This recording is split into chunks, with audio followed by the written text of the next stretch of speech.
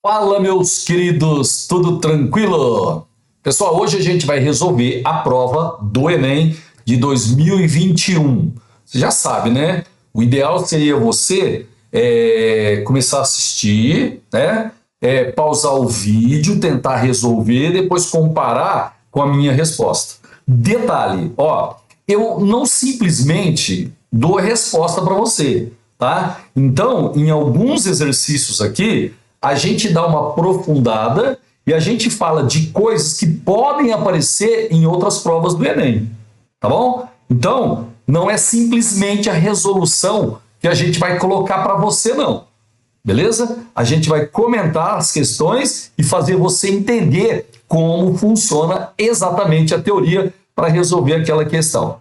De boa? Bom, então, pessoal, ó, sem perder tempo, vamos à questão de número 92. Eu estou com a prova amarela, viu? Só que é o seguinte, ó, para a galera que faz parte do meu curso aí, lá da plataforma, lá na plataforma eu tenho todos os slides, viu? Certo? Eu tenho as questões em PDF e também em slide. Certinho? Mas ela vai ser projetada aí no seu vídeo, né? E você, de boa, pode pausar o vídeo, tentar resolver, depois comparar com a minha resolução. Então vamos lá. Questão de número 92. Ele fala assim, ó. O quadro lista alguns dispositivos eletrônicos que estão presentes no dia a dia, bem como a faixa de força eletromotriz, pessoal, de DDP, necessária ao seu funcionamento. Então, por exemplo, ó, dispositivo 1, relógio de parede, ele requer de 1,2 a 1,5 volts. E assim por diante, né? São 5 dispositivos que ele colocou aí. De boa, de boa? Aí ele fala assim, ó. Considere que uma bateria gerador é constituída ou construída pela associação em série de 3 pilhas, pessoal, de lítio e iodo, nas condições padrão, conforme as semi-reações que estão representadas aí, ó. Ele deu a semi-reação de redução do iodo e também do Li+. As duas reações aí mostradas são reações de redução, então são potenciais padrão de redução. Aí ele fala assim, ó, essa bateria é adequada para o funcionamento de qual dispositivo eletrônico? Do 1, do 2, do 3 ou do 4? Queridos, então vamos lá. Ó, a bateria, ela tem 3 pilhas associadas em série. E eu tenho aqui os potenciais padrão de redução, né, dos eletrodos da pilha. Então eu vou fazer o seguinte, ó, eu vou pegar esses potenciais, vou calcular a DDP, a força eletromotriz de uma pilha. Da bateria, é só multiplicar por 3, porque elas estão em série. Beleza? Pessoal, então deixa eu ver onde que eu vou fazer. Ó, vou fazer nesse cantinho aqui de baixo mesmo, pelo seguinte, ó, deixa eu te falar. Quando você sabe que é pilha, que é uma bateria, que é um gerador, dá para você usar uma formulinha direta para calcular DDP. Beleza? Você não precisa fazer equação, porque o tempo é fundamental lá na prova. Então você tem que fazer o mais rápido possível. Então a gente vai lembrar qual que é a formulinha para calcular DDP quando você tem certeza que é uma pilha. Gente, vamos lá então, ó.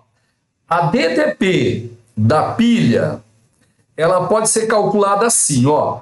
Você pega o potencial de redução maior, pessoal, e subtrai menos o potencial de redução, ó. Você só usa o potencial de redução nessa formulinha aqui. Você vai pegar o maior e vai subtrair do menor. Beleza? Então, ó, se você souber que é pilha, que é gerador, você pode calcular DDP usando essa formulinha aqui. Certinho? Então, vamos fazer juntos, ó.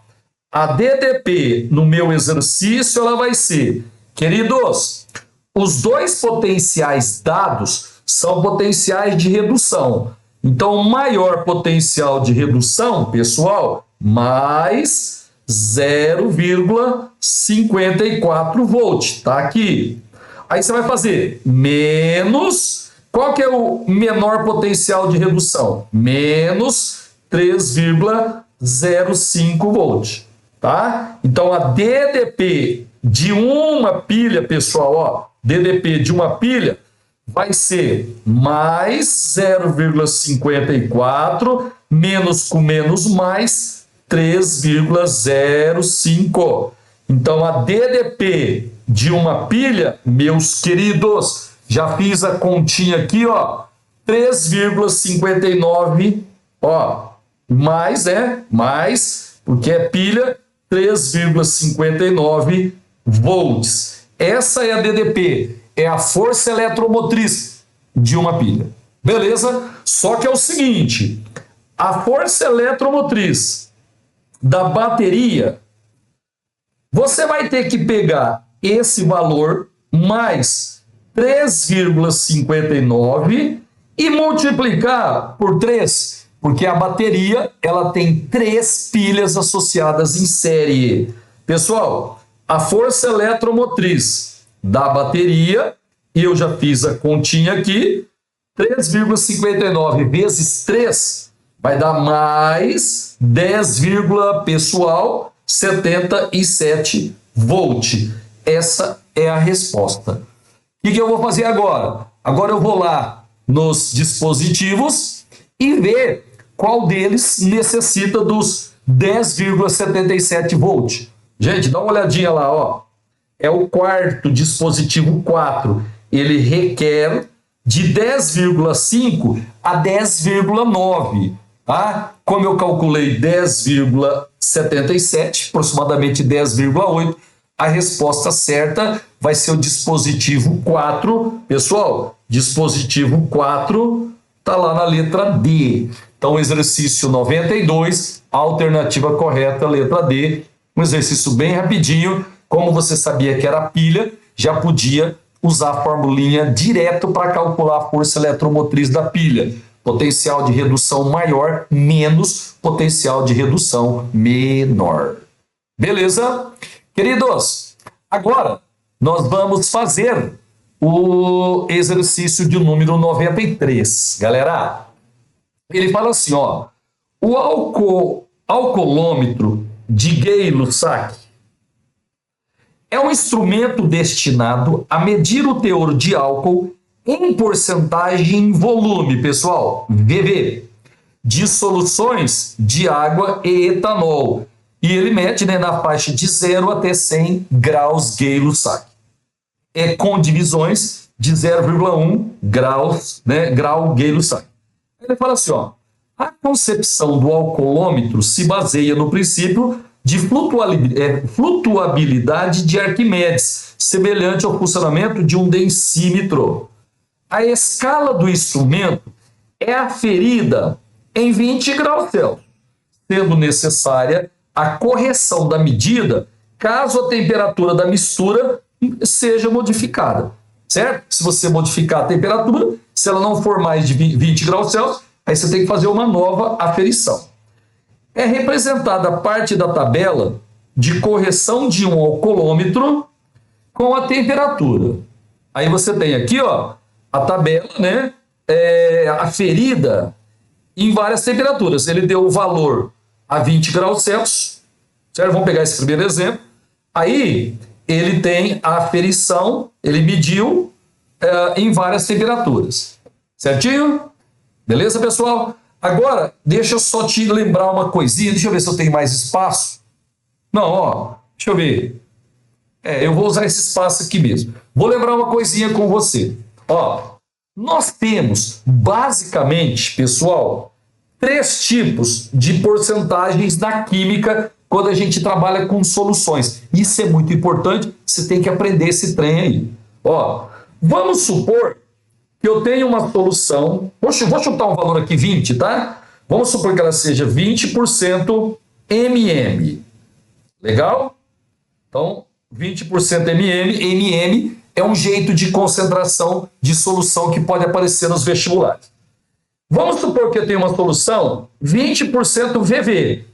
No nosso exercício aqui, se você lembrar, o teor de álcool ele é dado em porcentagem VV, certo? Essa que eu vou te mostrar aqui no meio. E nós temos uma outra porcentagem que eu chamo de porcentagem MMV, beleza? Então são basicamente 3 tipos de porcentagem, pessoal, que pode aparecer nas provas.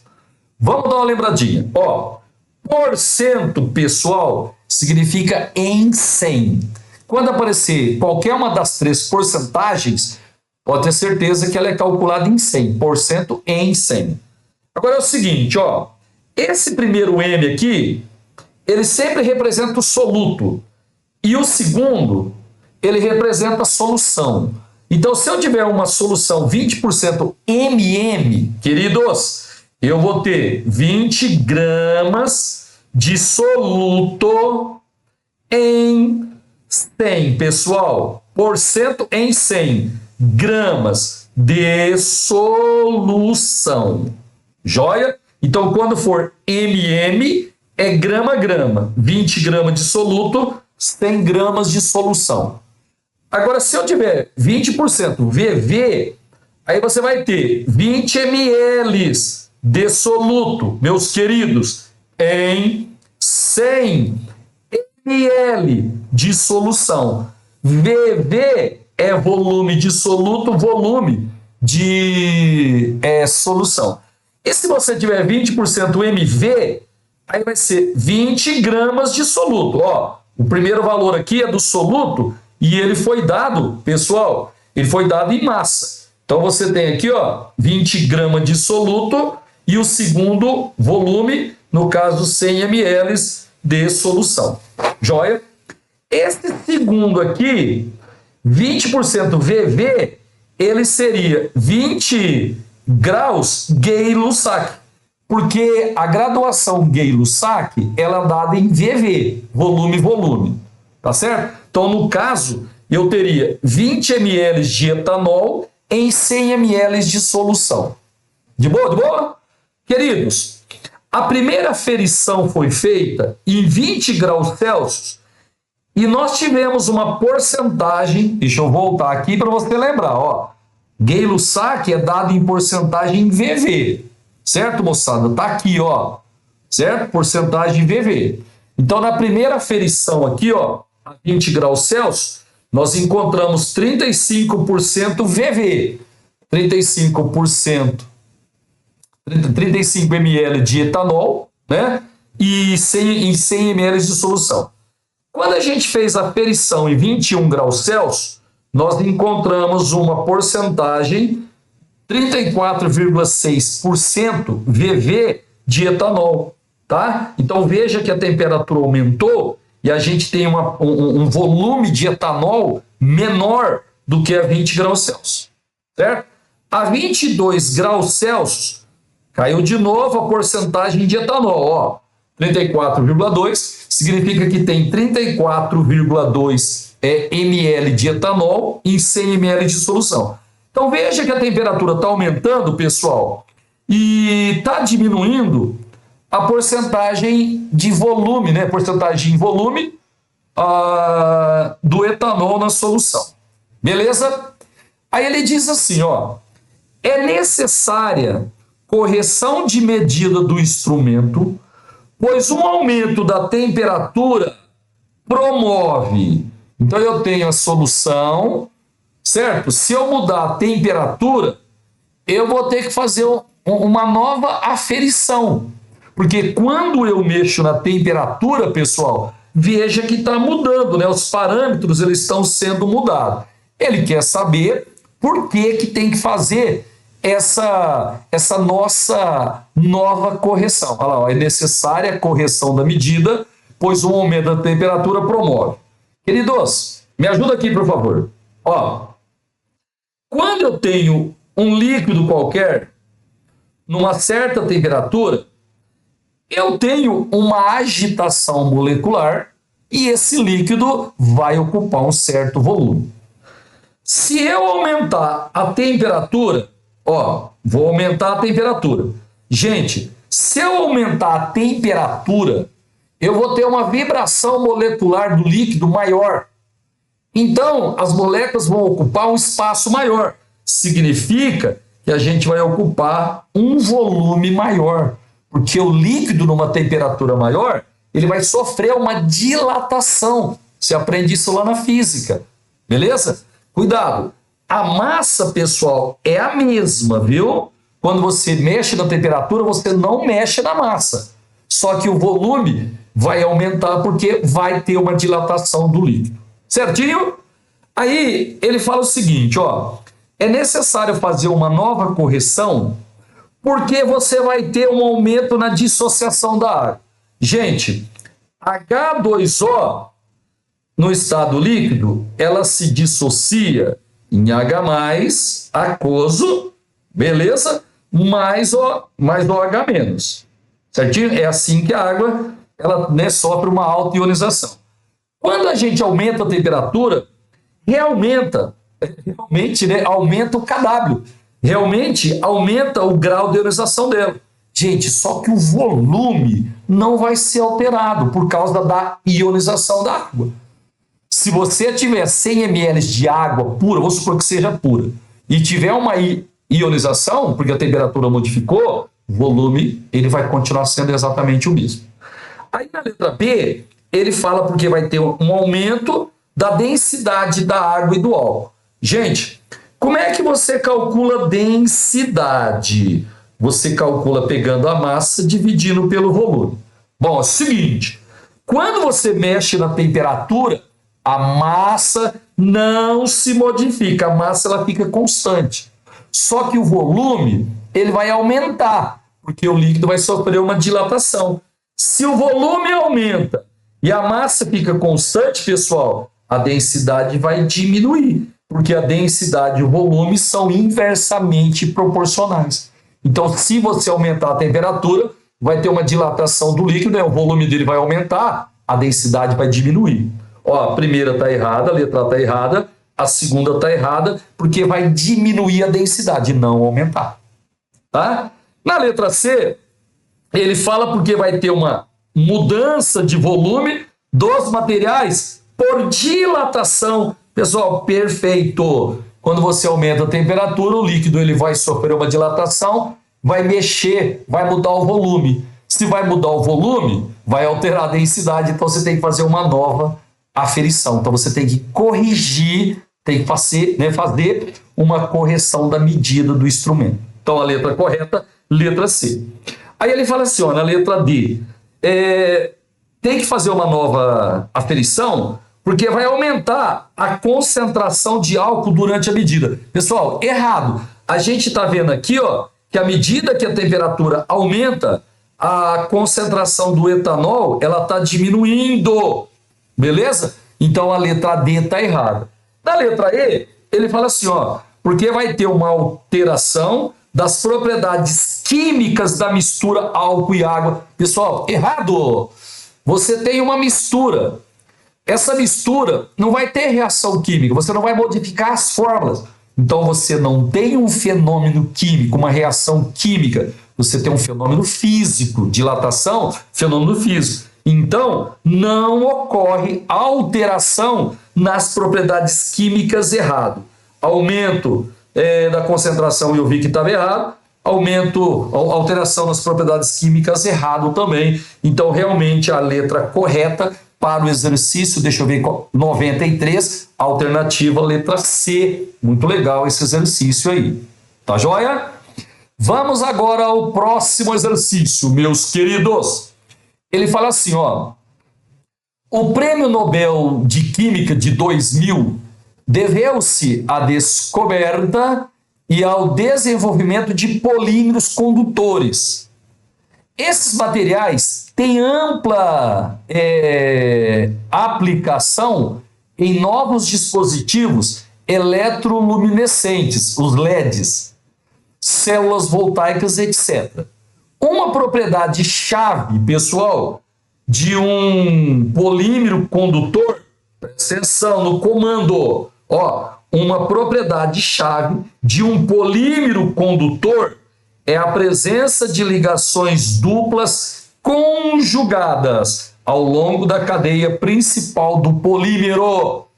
Meus queridos, vamos lembrar o que são ligações duplas conjugadas? Olha para mim. É quando você tem uma simples, depois uma dupla, depois uma simples, depois uma dupla, depois uma e assim por diante. Simples e duplas se alternando numa cadeia aberta. Você diz que essas ligações duplas são ligações conjugadas. Certinho? Aí, ele fala o seguinte, ó. Ele deu 5 polímeros, né? Ele quer saber onde tem o exemplo, pessoal, de um polímero que tem ligação dupla conjugada. Beleza? Ó, na hora, eu já posso tirar a letra A, porque nem ligação dupla ele tem, ó. Aqui na letra B também eu posso tirar, porque não tem ligação dupla, tá bom? Aí, pode ser as letras C, D ou E. Gente, deixa eu dar uma olhadinha aí na letra C. Ó, aqui nós temos um carbono. Deixa eu marcar o carbono aqui para ficar visível para você. Aqui eu tenho outro carbono. Aqui eu tenho outro carbono, né? Então vai ficar assim, ó. Carbono. Depois eu tenho outro carbono. Aí tem uma ligação dupla e outro carbono. Queridos, isso daqui vai se repetir N vezes. Tá? Então você vai pegar outra estrutura igual a essa, vai colar nela e assim por diante. Então eu vou colar aqui, ó, C, mais um C, aí vem a dupla, outro C e assim por diante. Olha só o que aconteceu. Ó, tem uma dupla, pessoal, depois a gente teve 2 simples, para depois voltar a outra dupla. Isso daí não é conjugado. Conjugado tem que ser assim, ó, uma dupla, depois uma simples. Outra dupla, uma simples. E assim por diante. Então a letra C está errada. Beleza? A letra B está errada, a letra A está errada. Vamos dar uma olhadinha na letra D. Queridos, olha para mim. Aqui, ó, tô marcando bem grande para você enxergar, tá? Aqui tem um carbono, aqui tem outro carbono, ó. Deixa eu fazer ele aqui nesse retângulo aqui, ó. Vou resolver aqui. Então eu tenho um carbono mais um carbono. Pessoal, tem uma dupla ligação entre esses carbonos, tá aqui. Aí tem uma valência livre e uma valência livre, tá vendo? E isso daqui vai se repetir N vezes. Então eu peguei esse monômero, vou colocar mais um monômero aqui, mais um monômero e assim. Deixa eu colocar mais um aqui, ó. C, dupla C, tá? Olha só o que aconteceu. Uma dupla, depois uma simples. Uma dupla, depois uma simples. Uma dupla, depois uma simples. Opa! Esse polímero aqui, ele tem ligação duplas conjugadas. Então, ele é o polímero condutor. A resposta certa, letra D de dado. Se você fizer para a letra E, você vai perceber que aqui tem carbono também e não vai dar dupla, simples, dupla. Não, então a resposta certa, alternativa letra D. Eu espero que você tenha entendido direitinho esse exercício aí. Deixa eu ver qual que é o próximo aqui. Beleza? Exercício número 98. Lembrando que estamos corrigindo, né? A prova do Enem de 2021. Gente, ele fala assim, ó. Com o objetivo de proporcionar aroma e sabor a diversos alimentos, a indústria alimentícia se utiliza de flavorizantes. Em geral, essas substâncias são ésteres. Queridos, isso aqui é legal você saber, viu? Ó, os ésteres, eles têm sabor agradável normalmente e aroma agradável, tá? Então, a gente usa na indústria alimentícia ésteres como flavorizantes. São substâncias que vão dar sabor ou aroma artificial aos alimentos. Beleza? Aí ele colocou aqui, ó, 5 ésteres e o aroma de cada um, ó. Esse primeiro aqui, por exemplo, o benzoato de metila, ele tem aroma de artificial, né, de kiwi, e assim por diante, banana e assim vai. Aí ele fala assim, pessoal, ó, o aroma do flavorizante derivado do ácido etanóico e que apresenta cadeia carbônica saturada vamos dar uma lembradinha, queridos? Se eu pegar um ácido carboxílico e reagir com álcool, eu vou produzir éster mais água. Essa reação chama-se reação de esterificação. Bom, ele quer o éster, né? O flavorizante, derivado do ácido etanóico. Gente, o ácido etanóico, ácido acético, ele tem essa estrutura aqui, ó. CH3, C dupla O, OH, et, né? 2 carbonos. Beleza? Seguinte, eu vou fazer aqui um éster genérico, tá? Eu vou pegar um álcool, vou reagir com o ácido e vou produzir um éster genérico. Como é que funciona, hein, queridos? Ó, o éster, ele perde a hidroxila. O álcool, ele perde o H da hidroxila. Então, a gente vai retirar o HO do ácido e o H da hidroxila do álcool. Então, ficou assim, ó. CH3, C dupla O. Quando eu tirei a hidroxila, ficou uma valência livre nesse carbono aqui. Beleza? Quando eu tirei o H da hidroxila do álcool, ficou uma valência livre no oxigênio. Pessoal, nós emendamos aqui, tá? E o HO que saiu do ácido, junta com o H da hidroxila do álcool, para produzir H2O. Então, toda vez que eu tenho um ácido carboxílico e reage com álcool, vai dar um éster mais água. Reação de esterificação é o nome dessa reação aí. Tá joia? Ele quer, meus queridos, qual é o flavorizante derivado do ácido etanóico? Gente, derivado do ácido etanóico, a gente tem que ter 2 carbonos até chegar nesse C dupla O aqui, tá? Tem que ter 2 carbonos. Então, se a gente voltar lá nos exemplos, esse aqui, opa, peraí, esse aqui, gente, ele tem 6 carbonos, ó. Então, esse não foi derivado do ácido etanóico, não. A banana, olha aqui, ó, CH3C, depois vem o dupla O. Opa, essa daqui pode ser. O sabor de pêssego, CH3C, ó, 2 carbonos, pode ser. Esse aqui, ó, rum, ele tem 1, 2, 3 carbonos. Gente, esse não pode ser. Ó, o kiwi não pode ser porque tem 6. E esse rum aqui também não pode ser porque tem 3. Sabor de uva, não pode também não. Por quê? Porque tem 6 carbonos, tá? E para ser derivado do ácido etanóico, nós temos que, nessa cadeia aqui, ó, até chegar no C dupla O, nós temos que ter 2 carbonos. Sossegado? Então pode ser a banana ou pode ser o pêssego. Vou lhe dar outra informação aqui, ó. Tem que ter cadeia carbônica saturada. Gente, então nós estamos entre o aroma de banana e o aroma de pêssego. Vamos ver qual delas tem cadeia saturada. Gente, o pêssego não. Ó, C6H5, gente, é o radical fenil, tá?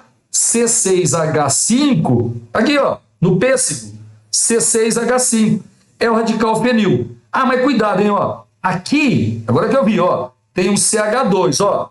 CH2, depois tem o anel benzeno. Esse daqui, ó, é o radical benzila, é o benzil. Mas ele é insaturado, porque tem ligação simples e dupla se alternando. Então a resposta certa seria o aroma de banana. Ele veio do ácido acético, porque tem 2 carbonos até chegar no C dupla O. E essa cadeia aqui, moçada, ó, ela só tem, né, simples ligações. Deixa eu desenhar ela aqui para provar para você que ela só tem simples ligações. Então você tem assim, ó, um CH2, tá vendo aqui? E ele se repete 2 vezes, ó, CH2, CH2. Aí nós temos um CH, e nós temos nesse CH 2 radicais, 2 grupos CH3. Então tem um radical CH3 aqui, um grupo CH3, outro grupo CH3. Então veja que nesse radical aqui, ó, que ele está chamando de isoamila ou isoamil, veja que ele é saturado, só tem ligações simples. Então, ó, ele veio do ácido etanóico e a cadeia carbônica é saturada, sabor de banana. Sabor de banana, A resposta certa é letra B, B de banana. Gente, não é um exercício difícil, viu? E essa reação é muito manjada. Ácido mais álcool, dá éster mais água, reação de esterificação. Tem que aprender direitinho isso daí. Próximo exercício, pessoal. Não se discute muito tratamento de esgoto. A gente dá mais importância para o tratamento da água, né? ETA, estação de tratamento de água, do que o ET, estação de tratamento de esgoto. Mas, ó, era um exercício que, por lógica, você chegaria na resposta. Ele fala assim, ó, a imagem apresenta as etapas do funcionamento de uma estação individual para tratamento residencial, galera. Não é industrial, viu? Não é, por exemplo, para um município, é para uma residência, esse esquema aí, essa imagem aí. Você tem aqui uma casa, né? E você tem aí o funcionamento de uma estação individual para tratar o esgoto. Fazendas, por exemplo, né? Sítios, normalmente tem essas estações aí. Bom, vamos dar uma analisada aqui nas etapas, pessoal. Bom, a primeira etapa, a gente tem aqui a tal de caixa de gordura. Dá uma olhada aí, ó. A caixa de gordura, ela vai reter os detritos da pia da cozinha, galera, liberando água quase isenta de gordura. Então, nessa caixa de gordura, nós vamos separar a gordura da água, né?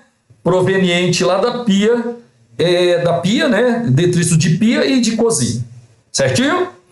Aí isso aí é levado para um item 2 aqui, ó. Item 2. Ele chama de caixa de passagem. Presta atenção. Caixa de passagem. Recebe o que vem dos banheiros e da lavanderia, reunindo todo o esgoto residencial. Aí isso daqui é levado, ó, número 3, para um tanque séptico, pessoal. Aí presta atenção, ó. Aqui o esgoto deve ficar em repouso por um período relativamente maior que nas outras etapas. Você percebeu? Nessa etapa, né, no tanque séptico, o esgoto vai ficar em repouso por um período maior. Aí depois, pessoal, isso é levado para uma caixa de inspeção. E essa caixa de inspeção, ela simplesmente facilita a distribuição do que sobrou. Isso vai para um filtro biológico, onde você tem colônias de bactérias que consomem matéria orgânica. Essa fase aqui, gente, ó, filtro biológico, ela também é chamada de etapa de aeração. Nessa etapa aqui, nós, principalmente na parte industrial, né? Na parte residencial nem tanto, nós vamos colocar oxigênio. Esse oxigênio, ele vai produzir as bactérias, ele vai alimentar as bactérias, e essas bactérias elas vão consumir a matéria orgânica. Certinho? Depois dessa fase aqui, o esgoto é levado para cisternas, onde ele vai ser tratado, né, com cloro. Esse cloro aí tem principalmente ação germicida. Aí ele fala assim, pessoal, ó, em qual etapa decanta o lodo a ser separado? Gente, decantação é quando você tem a sedimentação. Então ele quer saber aonde vai ter a decantação do lodo que vai ser separado no esgoto residencial.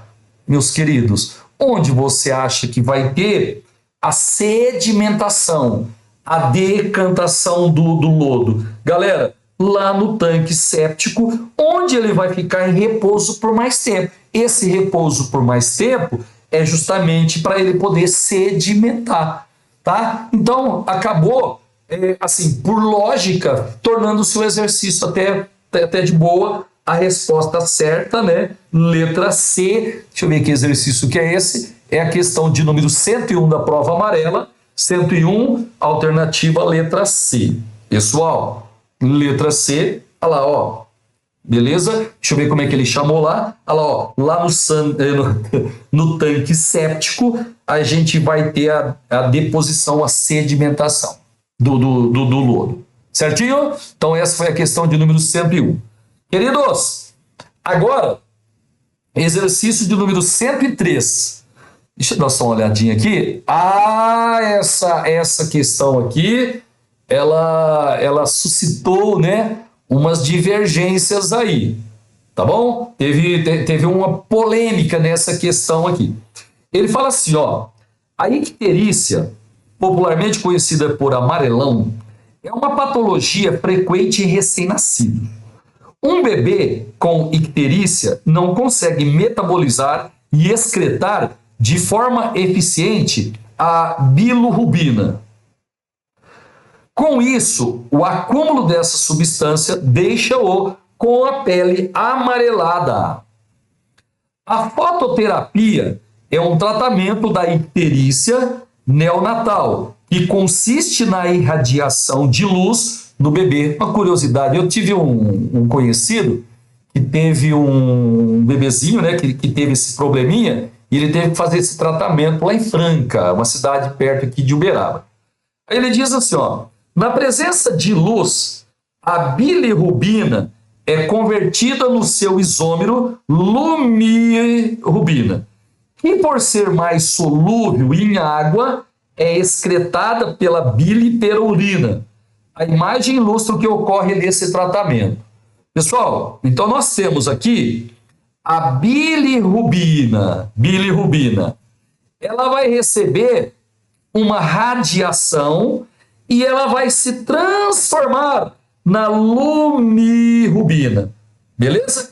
Essa lumirrubina aqui, ela vai fazer com que a gente tenha o tratamento, tá? Aí ele diz o seguinte, ó, na fototerapia, a luz provoca a conversão da bilirrubina no seu isômero D. Queridos, opa, peraí, ó, a irradiação, ela transformou essa substância aqui, ó, essa substância aqui, nessa substância aqui. Ele quer saber o tipo de isomeria que tem entre essa substância. Pessoal, eu já posso retirar aqui isomeria ótica pelo seguinte, ó, ele está comparando a isomeria de duas substâncias. Ele não quer saber se nessa substância tem isomeria ótica ou nessa outra tem substância, se tem isomeria ótica. Ele quer saber o tipo de isomeria que tem entre duas substâncias. Tá certo? Então eu já retiro a letra A das alternativas isômeros óticos não. Queridos, se eu tivesse aqui um isômero cis e um isômero trans, eu consideraria a letra E. Mas se você bater o olho, não tem isomeria cis-trans nesse caso aqui. Então a gente já vai retirar isômero geométrico também. Então nós ficamos com isomeria de funcional, de cadeia, de posição. Vou te mostrar por que teve uma divergência aqui entre alguns autores na resolução dessa questão aqui. Queridos, se você observar, comparar uma estrutura com a outra, dá para você perceber o seguinte, ó, nessa parte aqui, na bilirrubina, você está vendo que a cadeia está aberta. E na lumirrubina, se você observar, a cadeia está fechada. Tá vendo aí? Então, as cadeias são diferentes. Gente, pelo que a gente estuda no ensino médio, deixa eu te falar aqui rapidão, ó. Aqui nós temos o que a gente estuda no ensino médio. Aqui nós temos uma amina e aqui nós teríamos uma amina também. Então, as funções elas seriam iguais, né? Você tem diferença nas cadeias, uma delas tem uma estrutura aberta, outra tem estrutura fechada. Então, a diferença está na cadeia, beleza? Então, a gente marca isomeria de cadeia, certinho? Gente, só que tem um probleminha aqui, que é o seguinte, ó. Eu vou lembrar uma coisa com você aqui. Espera aí, vou fazer aqui mesmo. Ó, quando a gente tem só ligações simples no nitrogênio e radicais, gente, eu vou passar para você e vou te explicar por que teve uma divergência dessa questão aqui. É legal a gente saber, né, dessa divergência, porque pode aparecer até em outros vestibulares. Isso aqui a gente chama de amina. Certinho? Agora, meus queridos, se a gente tiver entre o nitrogênio e o carbono uma ligação dupla, dá uma olhadinha, ó. Aqui o nitrogênio só tem ligações simples. Então nós temos a função amina, nesse meu exemplo aqui é uma amina terciária. Agora, quando a gente tem uma ligação dupla, pessoal, entre o nitrogênio e o carbono, a gente costuma chamar, na faculdade, né, no ensino superior, essa função aqui seria uma imina. Tá legal? Agora só um detalhezinho. Ó, se eu tiver, queridos, espera aí, se eu tiver um carbono com dupla e nesse carbono tiver um nitrogênio, aí a função é enamina. A gente chama essa função aqui lá na faculdade, no ensino superior, de função enamina. Por que teve treta, então? Vamos dar uma voltadinha lá. Peraí. Olha lá. Ó, se você olhar aqui na bilirrubina, você vai ter o nitrogênio, pessoal, ligado num carbono com dupla. Então, essa função aqui, ela seria a função enamina. Isso daqui, lá na faculdade, a gente chama de enamina. E aqui, do lado de cá, nós temos uma ligação dupla entre esse carbono e o nitrogênio. Então, aqui nós teríamos a função imina. Então, a rigor, no ensino superior, nós temos uma mudança, pessoal, de função. Era uma enamina e aqui é uma imina. Então, quando você vai discutir isomeria plana, primeiro você olha se é de função, lembra? Depois você olha se é de cadeia, depois de posição, você tem que seguir essa hierarquia. Então, rigorosamente falando, nós tivemos uma mudança de enamina para a função imina. Tem diferença da função. Gente, só que a resposta oficial do Enem, ele deu a letra D, porque no ensino médio, isso aqui para nós vai ser uma mina, isso aqui também vai ser uma mina, tá? Então, rigorosamente falando, as funções no ensino médio, elas continuam a mesma, né? Amina, e como teve mudança na cadeia, a gente vai ter isomeria plana de cadeia. E lá no Enem, no gabarito oficial, a resposta certa é isomeria de cadeia. Mas você viu que pode surgir uma polêmica por causa disso daí. Ok? Então, o exercício, deixa eu ver o número dele aqui, exercício 103, a alternativa correta, letra C. Gente, é legal essas discussões, porque muitos de vocês vão prestar medicina. E medicina sempre tem que saber uma coisinha a mais. Então, por exemplo, no Enem, ele considerou que as funções são iguais. Mas você pode fazer, por exemplo, a prova da VUNESP ou da FAMERP, FAMEMA, etc. aí, UFO, etc. Pode ser que ele considere essas funções. A UFO, por exemplo, costuma considerar essas funções aí de imina, né, e de enamina. Tá legal? Gente, então agora nós vamos para a questão de número 106, uma questãozinha que era mais interpretação de texto, viu? Então vamos lá, ó. Ele fala assim: o emprego de células de combustível a hidrogênio pode ser uma tecnologia adequada ao transporte automotivo. O quadro apresenta características de 5 tecnologias mais importantes de célula de combustível. Gente, então nós temos aqui, ó, 5 células de combustível. Aí nós temos a temperatura em que elas operam, né, a temperatura operacional. Aí qual é o eletrólito usado? Você lembra que bateria sempre tem que ter um eletrólito. Qual é o eletrólito usado? E aqui nós temos as semi-reações dos eletrodos. Beleza?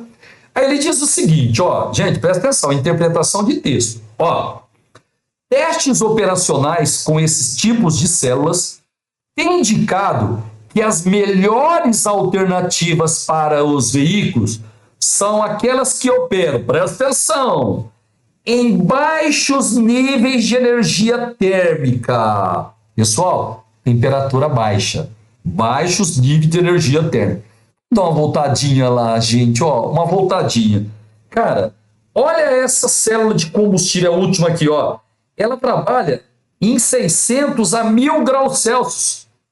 Temperatura muito elevada. Então eu já vou tirar essa última aqui, eu já vou descartar. Essa daqui já pode descartar também, ó. Ela trabalha de 600 a 1000 graus Celsius. Queridos, esquece. Essa daqui não é uma pilha, uma bateria adequada. As outras, relativamente, né? Essa vai até 100, essa até 100, essa até 200. Vamos descartar, então, as duas que têm maiores temperaturas. O que mais que ele fala?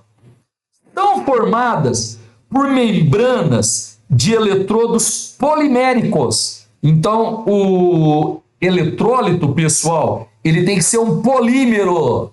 Vamos dar uma olhadinha. Lá na primeira, o eletrólito é o hidróxido de potássio, meus queridos. Ele não é polímero. Então, a primeira eu já posso descartar. Certinho? Agora, deixa eu dar uma olhadinha aqui. Nessa daqui, ó, aqui também já pode descartar, ó. Carbonatos de lítio é um composto inorgânico, sódio e potássio fundido, não tem polímero. Gente, mas essa aqui, desculpa, eu já tinha descartado, né? Beleza? Essa daqui, ó, ácido fosfórico líquido, ela não tem polímero. Ácido fosfórico é um composto inorgânico, todo mundo sabe, né? É o H3PO4, ele não é polimérico. Pronto, então já dá para saber que a mais adequada é a PEN. Aí, pessoal, ó, ele diz aqui também, e ocorre meio ácido. Se você observar, realmente ela está ocorrendo em meio ácido, ó, eletrólito em meio ácido, tá? Ela tem um polimérico, ó, um polímero, esse poli aqui é a denominação de polímero, né? Poliperfluoro sulfônico sólido, tá? A temperatura relativamente baixa, né? E ele está operando em meio ácido, aqui, ó, meio ácido, que também corrobora que ele é meio ácido. Então a resposta é a PEM, PEN. Deixa eu ver onde tem essa resposta aí. Letra C, meus queridos. Viu que não é um exercício difícil? Que questão que é essa? 106, alternativa letra C.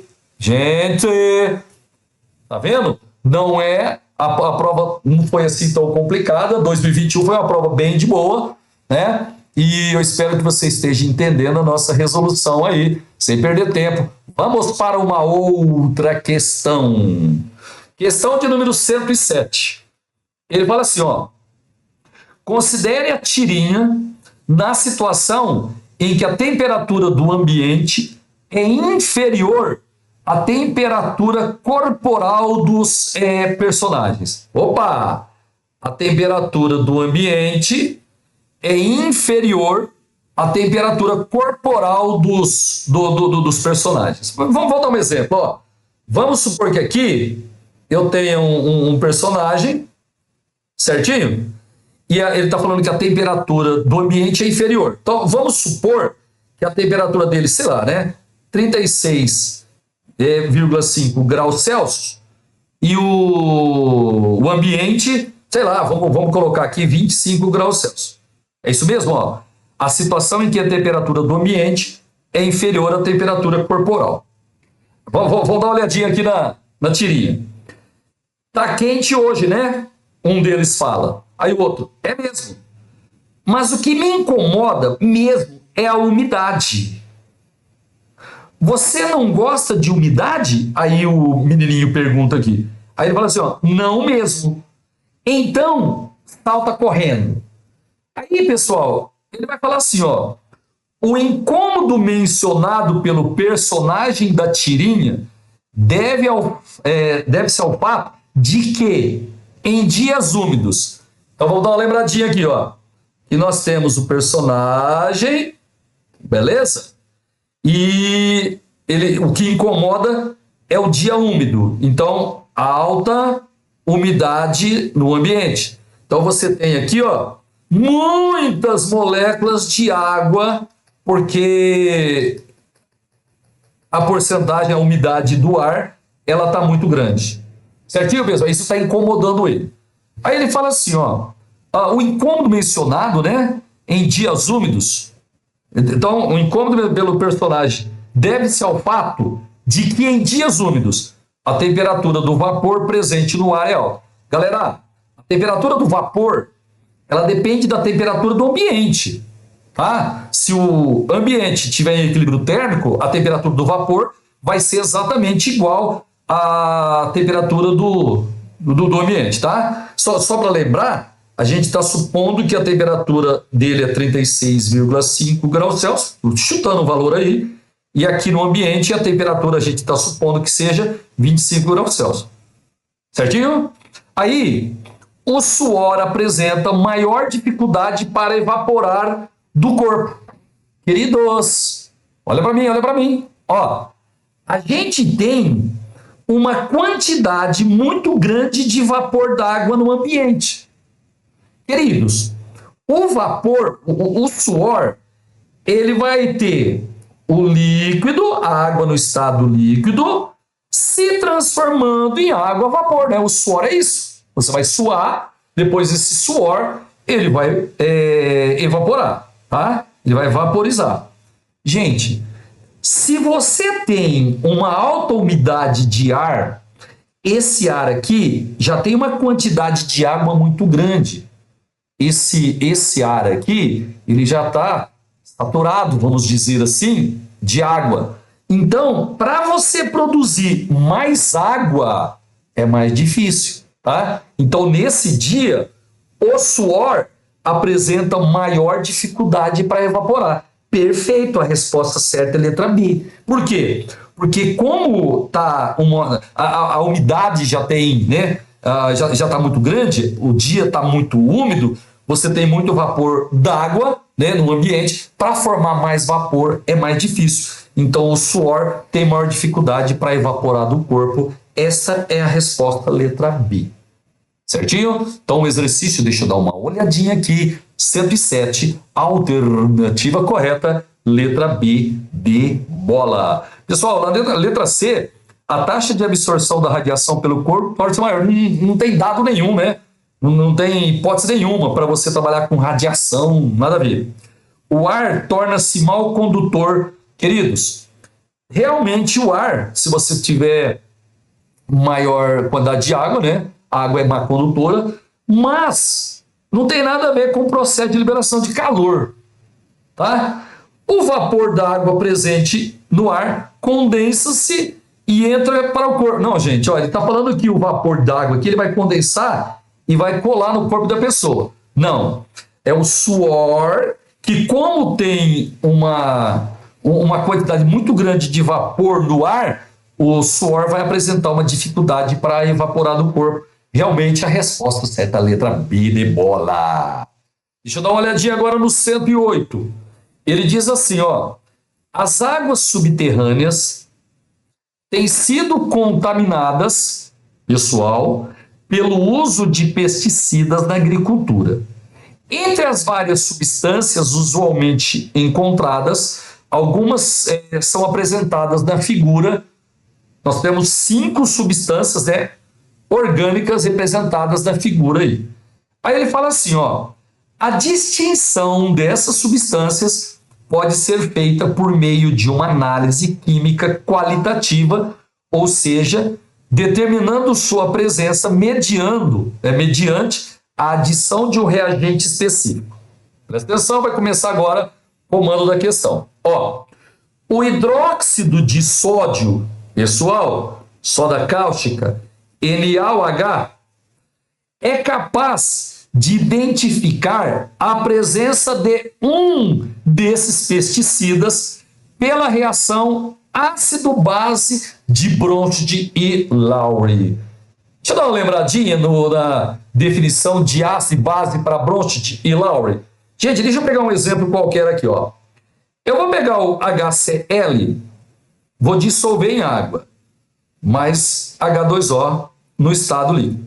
Bom, todo mundo sabe que ácido em água sofre ionização. Como é que vai ser a ionização aqui? H+, pessoal. Opa! H3 ou mais, né? H3 ou mais aquoso, eu estou considerando reação com água, então é a ionização completa. Mais o Cl menos aquoso. Beleza? Vamos dar uma lembradinha aqui, por favor, presta atenção. Ó, para Brownstein de Lowry, a definição de ácido é toda espécie que doa próton H+, que perde H+, que doa H+. Se você olhar aqui, dá uma olhadinha para mim, ó. O HCl, ele tem um H e ele vai ficar sozinho, pessoal. Então, o HCl vai doar próton H+, ele vai perder um próton H+. Então, ele é classificado como ácido segundo o conceito de Brownstein e Lowry. Estamos definindo, né, ácido para Brownstein e Lowry. A água, ela tem 2 hidrogênios, ela vai virar hidrônio. Ela vai receber um próton H+. Quem recebe próton H+, é uma base segundo o conceito de Brownstein e Lowry. Vamos pensar na volta, na reação inversa. O hidrônio tem 3 hidrogênios, ele vai virar água, ele vai perder um hidrogênio. Gente, quem perde hidrogênio, quem perde próton H+, é ácido segundo o conceito de Brownstein e Lowry. O Cl- não tem H, vai virar HCl, ele vai receber um H, então ele é uma base segundo o conceito de Brownstein e Lowry. Só para lembrar, sempre que você tem a definição de Brownstein e Lowry, pessoal, você tem pares de... Você tem par conjugado. Você tem 2 pares conjugados. O que é um par conjugado de Brownstein e Lowry? É quando você tem um ácido e uma base e a única diferença deles é um H. Ó, aqui eu tenho um H, aqui não tem. Então aqui nós temos um par conjugado. E aqui nós temos também outro par conjugado. De boa? Só para lembrar, viu? Eu não quero me estender. Quando você tem um ácido forte, por exemplo, ó, a gente sabe que o HCl é um ácido forte. Sempre que você tem o conjugado, sempre se você tem um forte, o conjugado vai ser fraco. Então, como o HCl é um ácido forte, a base conjugada dele vai ser fraca. Certo? E assim, ó, do mesmo lado, sempre ou os dois são fortes ou os dois são fracos. Então dá para você saber quem é forte, quem é fraco e assim por diante. Bom, resumindo, se você tem um ácido, gente, para você ter o conceito, pode ser qualquer conceito, a outra substância tem que atuar como uma base. Tá certo? Ele falou que vai usar o hidróxido de sódio, né, para identificar a presença de um desses pesticidas aí. Queridos, a soda cáustica é uma base. Então, para reagir, para ela identificar, tem que ser alguma coisa com caráter ácido. Vamos dar uma lembradinha. Na química orgânica, nós temos 3 funções principais. Gente, as 3 principais, viu? Que tem caráter ácido. Uma delas, é óbvio, são os ácidos carboxílicos. A outra, queridos, isso tem que saber, são os fenóis, certo? Fenol é quando tem hidroxila ligada diretamente ao anel benzênico. Pessoal, fenol, esse H da hidroxila do fenol, ele é ionizável. Então, fenol tem caráter ácido. E uma outra função orgânica que tem caráter ácido são os ácidos sulfônicos, beleza? Então, ó, ácido carboxílico, fenol e ácido sulfônico, eles possuem caráter ácido. Se você quer identificar o pesticida que tem caráter ácido usando uma base, aí eu tenho que olhar nesses 5 itens aí, qual deles tem caráter ácido. Gente, se você bater o olho, aqui no terceiro, ó, a gente tem o H ligado diretamente ao anel benzênico. Então, aqui nós temos a função fenol, certo? Você tem que saber que fenol tem caráter ácido. Não é um caráter ácido acentuado, mas tem caráter ácido. E ele vai reagir com certeza com o NaOH, porque o NaOH é uma base forte. Beleza? Então a resposta aí é o terceiro, a alternativa correta, letra C, tá? Esse composto aqui ele tem a função fenol, função tem caráter ácido, fenol tem caráter ácido, ele pode ser detectado se você usar uma base. Pessoal, vamos agora fazer o exercício de número 109. Ele fala assim, ó, com o aumento da população de suínos no Brasil, torna-se necessária a adoção de métodos para reduzir o potencial poluidor dos resíduos dessa agroindústria, uma vez que, comparativamente ao esgoto doméstico, os dejetos suínos são 200 vezes mais poluentes. Então não pode jogar, né, no esgoto doméstico os dejetos dos suínos. Beleza? Sendo assim, a utilização desses resíduos como matéria-prima na obtenção de combustíveis é uma alternativa que permite diversificar a matriz energética nacional, ao mesmo tempo em que parte dos recursos hídricos do país são preservados. Ele quer saber quem é o biocombustível a que se refere o texto. Meus queridos, quando eu tenho dejetos de animais, cocô de animais, dejetos de animais, e quando eu tenho matéria orgânica, queridos, a gente usa essa matéria-prima lá nos biodigestores. Biodigestores. O que vai acontecer aqui dentro? Digestores. Gente, o que vai acontecer aqui dentro? Vai acontecer uma fermentação. Fermentação. Você aprende isso na química e também na biologia, tá? Anaeróbia. Anaeróbia. Aqui, a gente deixa o recipiente fechado para não ter a presença de oxigênio. Então, bactérias, elas vão fazer a fermentação anaeróbia desses dejetos. Queridos, quando a gente faz fermentação anaeróbia de dejetos de animais ou de matéria orgânica, todo mundo sabe, pessoal, a gente produz o biogás. Biogás é o metano. Você pode chamar de gás metano, biogás, gasolixo, gás natural ou GNV. GNV é gás natural, né, veicular. Nesse caso, como ele está usando matéria orgânica e dejetos, né, de suínos, a gente prefere chamar de biogás. Beleza, pessoal? Então, exercício de número 109, a alternativa correta, a letra B de bola. Ó, é o seguinte, veja que eu não estou simplesmente falando para você a resposta e beleza, pessoal, não. A gente está discutindo porque você precisa ter teoria, porque no Enem, você viu, é uma prova conceitual. Às vezes tem cálculo, né? Mas ela é muito conceitual. Se eu simplesmente chegar aqui e falar para você a resposta, você não vai pegar os conceitos. Legal? Então, por isso que a gente demora um pouquinho mais. É um vídeo mais longo, você pode até acelerar o vídeo aí, mas tem que assistir tudo, não só ficar na resposta certa. Assistir tudo, porque você tem que pegar os conceitos. Questão de número 113, ele fala assim, ó. A obtenção do etanol utilizando a cana-de-açúcar envolve a fermentação dos monossacarídeos formadores da sacarose. Sacarose é um açúcar comum, né, galera? Ele é um disacarídeo e você lembra, né? Ele tem, biologia fala isso para você, a química também. A sacarose, ela tem na estrutura frutose e glicose. Um desses formadores, glicose, C6H12O6, cuja fermentação produz, presta atenção, ó, 50 gramas de etanol a partir de 100 gramas de glicose, conforme a equação química. Então aqui você tem a glicose e você está produzindo o etanol.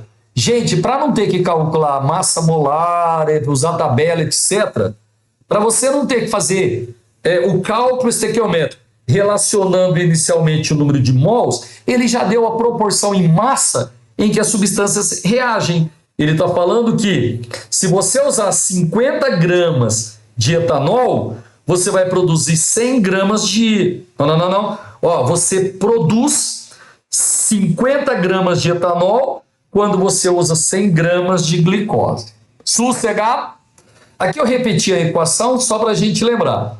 Pessoal, aí ele fala assim, ó, em uma condição específica de fermentação, obtém-se 80% de conversão em etanol.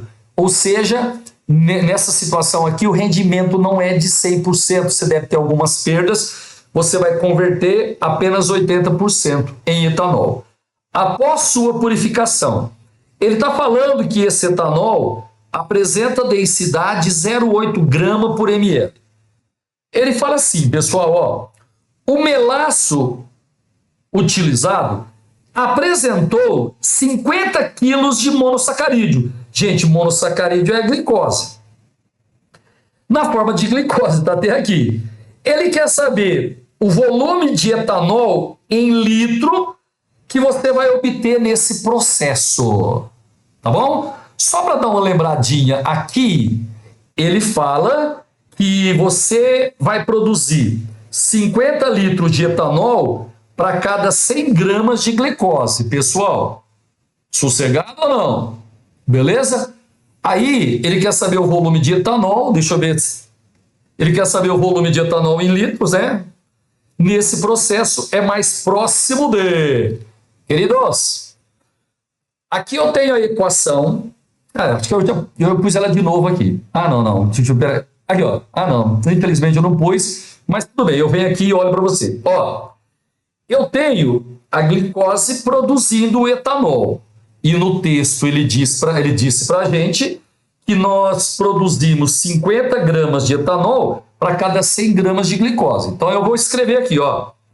Para cada 100 gramas de glicose, né, de C6, H12O6, eu vou produzir 50 gramas de etanol, pessoal, que é o C2H6O. Beleza? Então, ó, isso ele está falando para nós, ó. Peraí, vamos voltar aqui, ó. Ele fala para nós, ó. Você produz 50 gramas de etanol a partir de 100 gramas de glicose. Tudo bem? Só que é o seguinte, isso daqui, quando você supõe um rendimento, pessoal, de 100%. Só que ele fala no texto aqui para nós que o rendimento, que a conversão é só de 80%.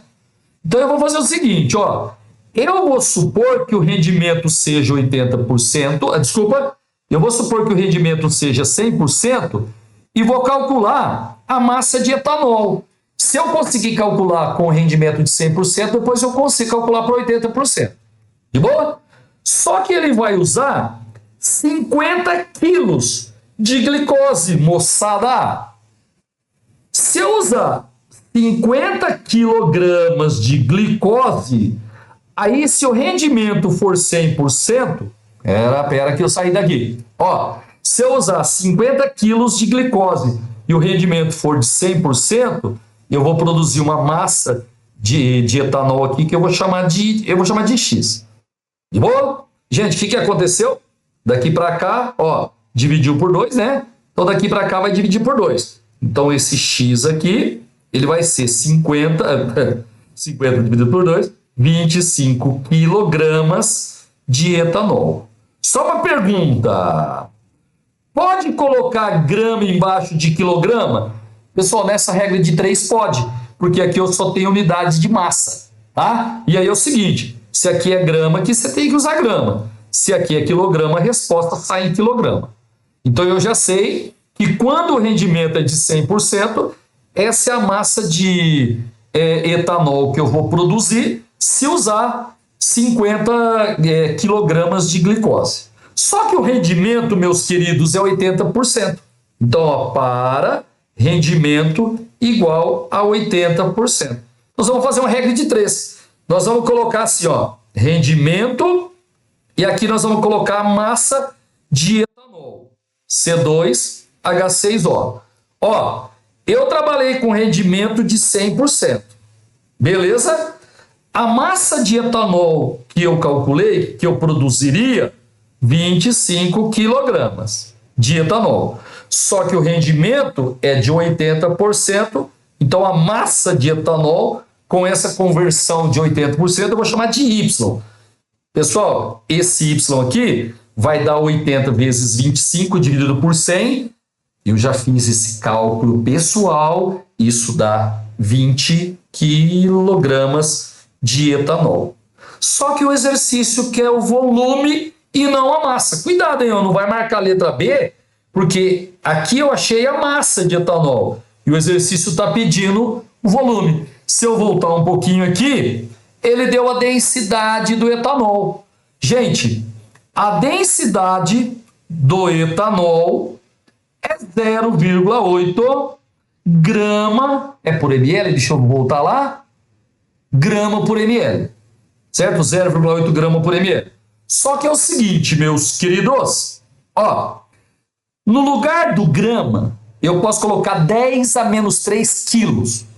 E no lugar do ml, eu posso colocar 10 a menos 3 litros. Então, o 10 a menos 3 vai cortar com 10 a menos 3. Então, aqui eu posso dizer que a densidade é 0,8 kg por litro. Tá? Então, se a densidade é 0,8 grama por ml, ela vai ser também 0,8 kg por litro. Certinho? Agora, gente, eu posso fazer regra de 3, eu posso usar a formulinha. Vou usar a formulinha, tá? A densidade é a massa sobre o volume. Beleza? Eu tenho a densidade, eu tenho a massa e eu preciso calcular o volume. Então, o volume... Ó, o volume, meus queridos, ele vai ser a massa dividido pela densidade. Certo? Ó, passo o volume multiplicando a densidade dividido. A massa é igual a 20 quilos e a densidade 0,8 kg por litro. Então, o volume pessoal, ok? Vai ser 20 por 0,8, 25 litros. Essa é a resposta do exercício. Não é um exercício difícil, é um cálculo estequiométrico relativamente simples, viu? Eu espero que você tenha entendido a resolução. Gente, aí você deve ter comparado, né, o vídeo, assim, você pausou o vídeo, resolveu, agora compara com a minha resolução. Beleza? Então, letra C. Deixa eu ver o próximo aqui. Ó, um técnico analisou um lote de analgésicos que supostamente estava fora das especificações. A composição prevista era de 100 miligramas de ácido acetil salicílico. Então, nesse analgésico, tinha que ter 100 miligramas, pessoal, de ácido acetil salicílico por comprimido, que é o princípio ativo. Legal? Ele dá até a estrutura aqui para nós, ó. Aqui nós temos a função ácido, né? E aqui nós temos a função éster, é o ácido acetil salicílico. Sossegado. Aí ele fala assim, ó, cuja estrutura está, além do amido e da celulose, que são compostos inertes, ou seja, não reagem. Informação importante aí. O técnico realizou os seguintes testes. Pessoal, ele primeiro obteve a massa do comprimido. Pegou o comprimido, né, calculou a massa dele, né, mediu a massa dele. Depois ele mediu a densidade do comprimido. Depois ele verificou o pH, usando um papel indicador. Depois ele determinou a temperatura de fusão do comprimido. Depois ele fez uma titulação com solução aquosa de base. Queridos, titulação, deixa eu ver como é que eu estou de espaço aqui. Ó, titulação é quando você usa uma bureta, lembra disso? Aqui embaixo nós temos uma torneirinha, isso aqui é preso, né, um suporte universal. Aqui, normalmente, a gente usa um Erlenmeyer ou Erlenmeyer. Aqui, nós colocamos a solução problema. No caso aí, eu quero determinar sobre o AAS, o ácido acetil salicílico, ácido. Então, ele é a minha solução problema. Se é um ácido o problema, eu vou usar uma base, deixa eu lembrar aqui quem que é a base que ele usou. Aqui, ó, ele usou NaOH. Então, a solução padrão que ele usou aqui é o NaOH. Queridos, é o seguinte, esse processo chama-se titulação. Quando você faz uma titulação, dá para você saber exatamente quanto de base você usou na titulação. Se você consegue saber exatamente quanto de base, dá para você saber quanto de ácido, porque se você observar, o ácido tem o hidrogênio ionizável. Então, através da titulometria, dá para você saber exatamente quantos mols do ácido acetil salicílico reagiram, tá?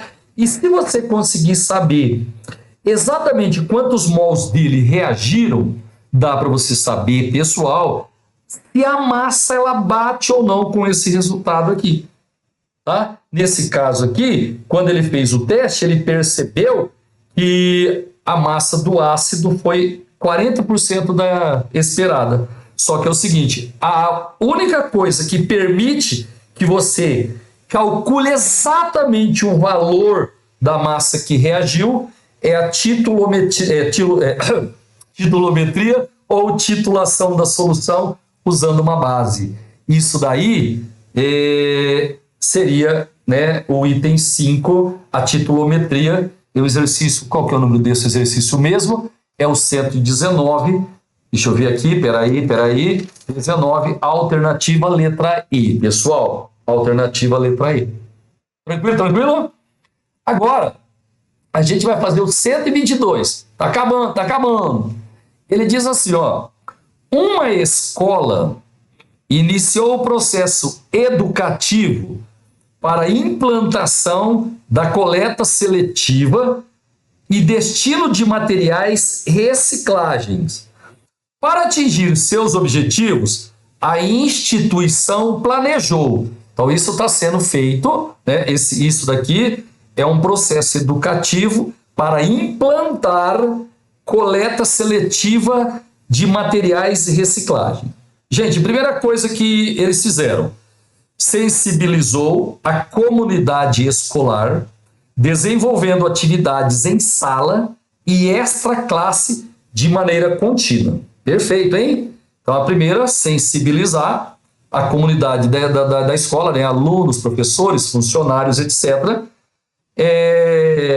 para sensibilizar que é importante fazer o destino, né? A coleta seletiva de materiais recicláveis.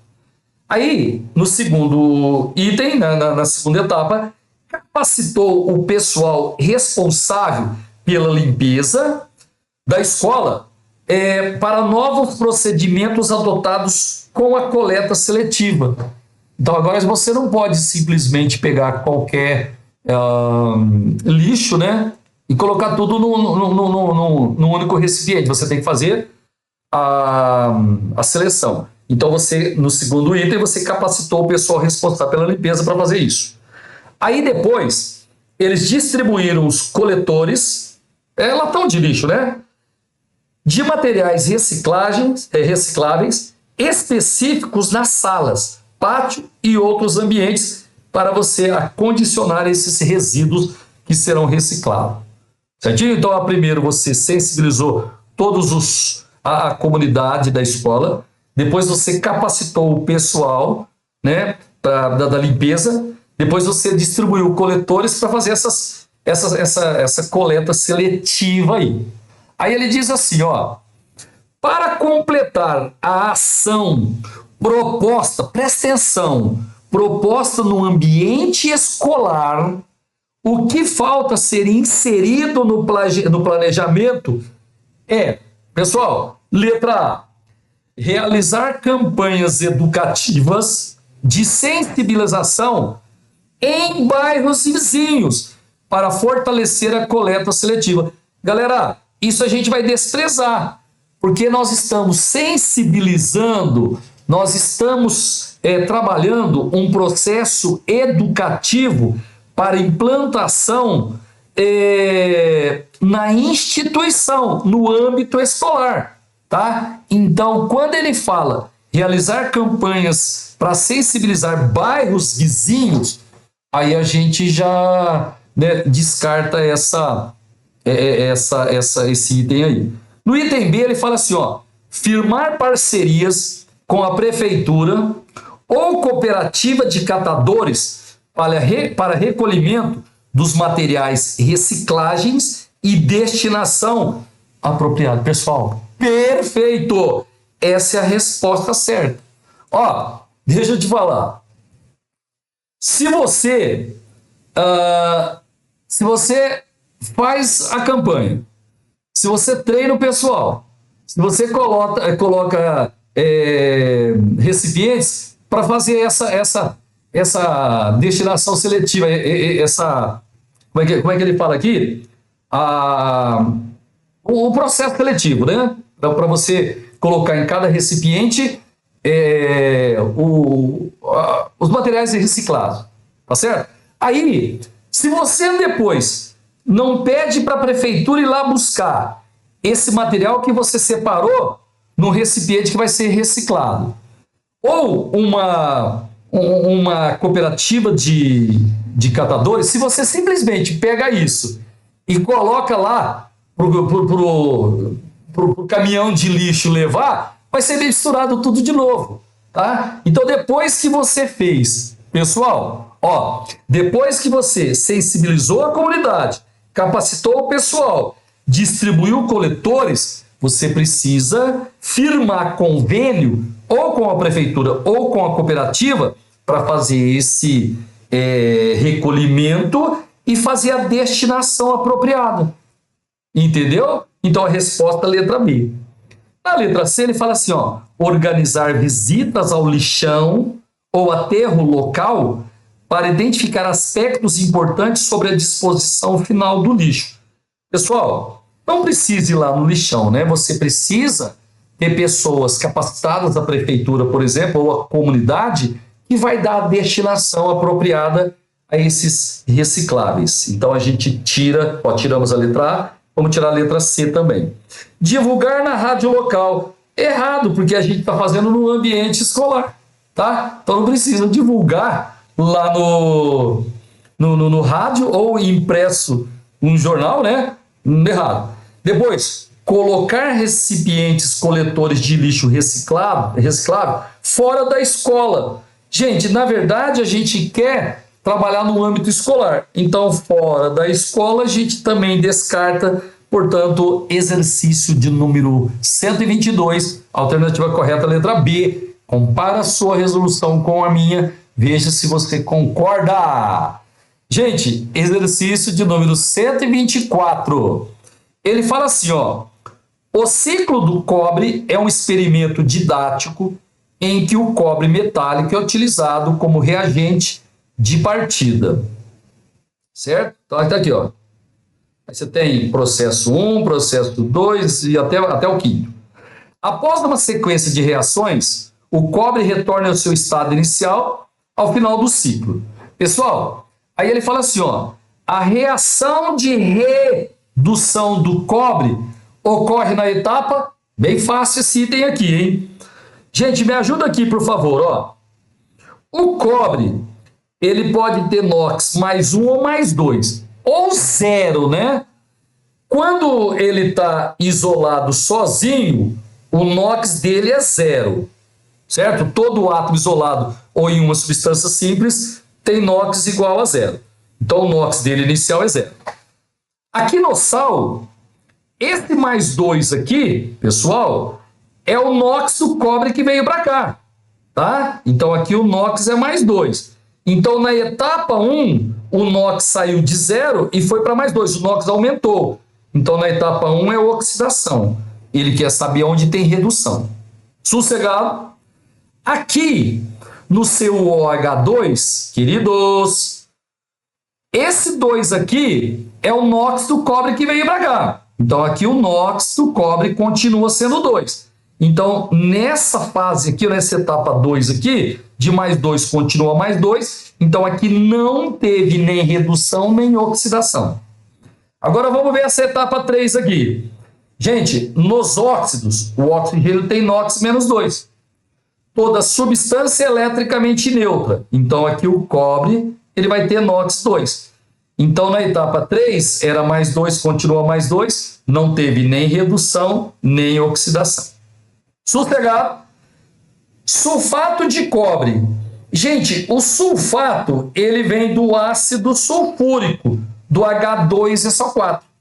O ácido sulfúrico tem 2 hidrogênios ionizáveis. Então, o sulfato tem carga 2-. Se o sulfato tem carga 2-, o cobre é 2+. Porque eu tenho um cobre e um sulfato, proporção de 1:1. Então, na etapa 4, de mais 2 continua mais 2, não teve nem redução nem oxidação. Pessoal, olha a etapa 5. Na etapa 5, dá uma olhada, o NOx do cobre é mais 2 e ele vai voltar a ser 0. O NOx diminuiu, então aqui na etapa 5 nós temos a reação de redução do cobre. Onde tem isso daí, meus queridos? Letra E. Que exercício que é esse? 124, a alternativa correta, letra E. Moçada, ó, deixa eu te falar. Eu sei que tá demorando, viu? Só que tem muito conceito. Não adianta eu chegar só te passar a resolução. Você tem que pegar conceito, porque você lembra, você quer medicina. Se você quer medicina, você tem que fazer a coisa certa. Certinho? Pode até colocar aí para na velocidade de 2 vias, sei lá, mas tem que pegar todos os conceitos que a gente está passando para você.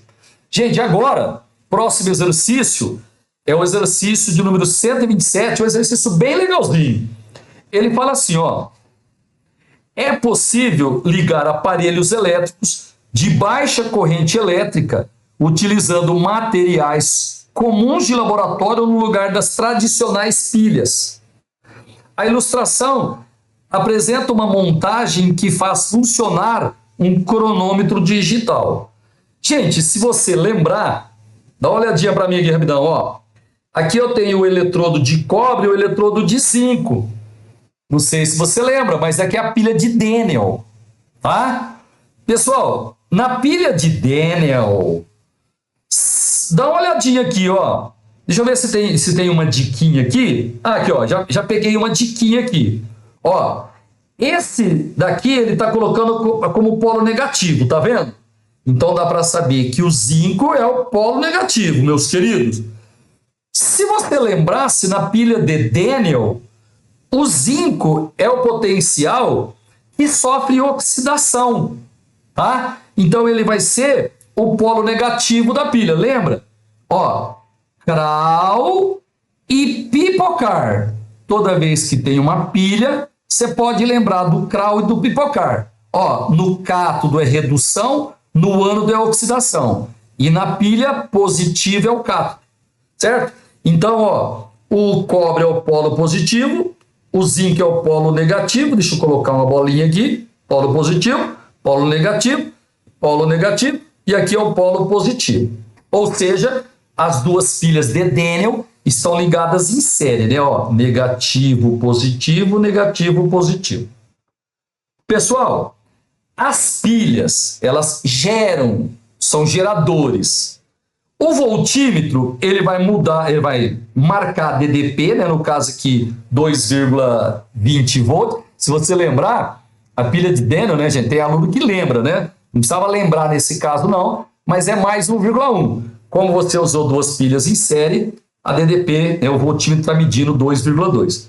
Agora, o cronômetro, ele não gera energia, ele não é gerador. Então, nesse caso aqui, ele vai funcionar como um resistor. Aí, a gente tem que marcar aqui qual é o desenho. Ele fala assim, ó, utilizando a representação de projetos elétricos, o circuito equivalente a esse sistema é... Gente, vamos lá então, ó. A gente tem duas pilhas ligadas em série, né? Então eu vou fazer um desenho aqui, ó. Para mim, essa daqui vai ser uma pilha e essa daqui vai ser outra pilha. Elas estão ligadas em série. Se você olhar o desenho lá, ó, desse eletrodo aqui saem 2 fios e daquele eletrodo lá também saem 2 fios. Então vai sair um fio para lá, um fio para cá, um fio para lá, um fio para cá. Gente, em um dos fios nós temos um voltímetro. Opa, pera que eu perdi aqui. Ó, então eu vou ligar aqui o voltímetro, tá? Voltímetro tá ligado em um dos fios. E no outro, a gente tem o cronômetro ligado, ó. Certinho, pessoal? O cronômetro, ele não gera energia, então ele está funcionando como um resistor. De boa! Você concorda que as pilhas estão em série e são 2 pilhas? Então eu já posso descartar a letra A, que ele está mostrando uma pilha só. Gente, olha que fácil. Aqui, nem gerador tem, ó, só tem resistor. Ah, não, desculpa, tem um aqui, ó, tem só um. Mas é só um, né? Então a gente pode descartar. Aqui, ele está colocando 3, não, 4. 4 geradores, 4 pilhas. Errado, só tem 2. Então, ou é a letra B ou é a letra C. Meus queridos, só um detalhezinho. Na letra B, eu vou ter assim, ó, polo negativo, polo positivo, polo negativo, polo positivo. Na letra C, eu tenho polo positivo, polo negativo, polo positivo. Gente, essa pilha está ligada errado. Ele colocou negativo com negativo. E quando a gente tem a pilha em série, ó, aqui é negativo, aqui vai ser positivo. O positivo liga no negativo. E assim vai, tá? Então, a única resposta correta aqui é a letra B. Só um detalhezinho, no meu desenho, o voltímetro ficou lá para cima. Gente, esse voltímetro aqui, ou o amperímetro, né? Ele poderia ter sido colocado aqui. Certo? Tira de lá e coloca aqui, né? Aí a gente vai ter realmente a resposta letra B. Ó, nós temos 2 pilhas, né? Ligadas em série, negativo, positivo, positivo. O voltímetro que está marcando 2,2 e o cronômetro que está funcionando como uma resistência. Exercício da prova amarela 127, a alternativa correta, letra B de bola. Pessoal, agora vamos fazer aí o exercício de 129. Tá demorando, eu sei, pessoal. Mas é que tem que passar bastante teoria para vocês. Bastante conceito. Os pesticidas organoclorados foram amplamente empregados na agricultura. Contudo, em razão das suas elevadas toxicidades e persistência no meio ambiente, eles foram banidos. Considere a aplicação de 500 gramas de um pesticida organoclorado em uma cultura e que, em certas condições, o tempo de meia-vida do pesticida seja 5 anos. Meus queridos, tempo de meia-vida a gente usa mais lá na radioatividade, né? Tempo de meia-vida lá, ou período de semidesintegração. Só que aqui nesse caso a gente vai usar também o conceito de meia-vida e é exatamente a mesma teoria. Ó, tempo de meia-vida, queridos, é o tempo decorrido para que metade da massa se desintegre. A cada meia-vida, a massa cai pela metade. No início você tem 100%, depois de uma meia-vida cai para 50%, depois de mais uma meia-vida, 25% e assim por diante. A cada meia-vida cai pela metade. Gente, ele deu o tempo de meia-vida, 5 anos, tá? E deu a massa inicial, 500 gramas. Ele quer saber, pessoal, a massa de pesticida no decorrer de 35 anos será próxima de... Gente, 35 anos. No início, a gente tem uma massa de 500 gramas. É a massa inicial dada lá no exercício. Ó, Considere a aplicação de 500 gramas, é o início. O tempo de meia-vida, peraí que eu esqueci, 5 anos. Ele quer saber depois de 35 anos.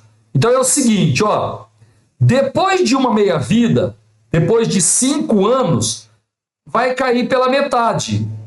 500 vai cair para 250. Então depois de 5 anos, uma meia-vida, 250 gramas.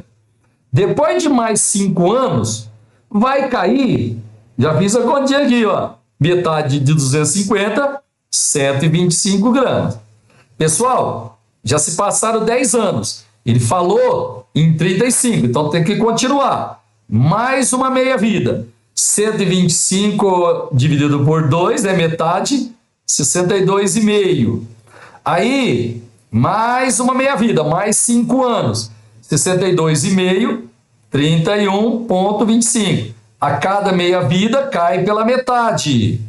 Aí depois de mais 5 anos, pessoal, vai cair metade de 31,25 é 15,625 gramas. Deixa eu ver quanto tempo se passou. 5, 10, 15, 20, 25. Só que ele falou para 35. Então, mais uma meia-vida. 15,625. Se você dividir por 2, né? Porque cada meia-vida cai pela metade, 7,81. Aí, pessoal, mais 5 anos, mais uma meia-vida, 3,9 gramas. Quantas meia-vidas? 1, 2, 3, 4, 5, 6, 7. 7 vezes 5, 35 anos. Então, depois de 35 anos, né, a massa residual, a massa que sobra, é 3,9. Alternativa, exercício de número 109, alternativa letra A.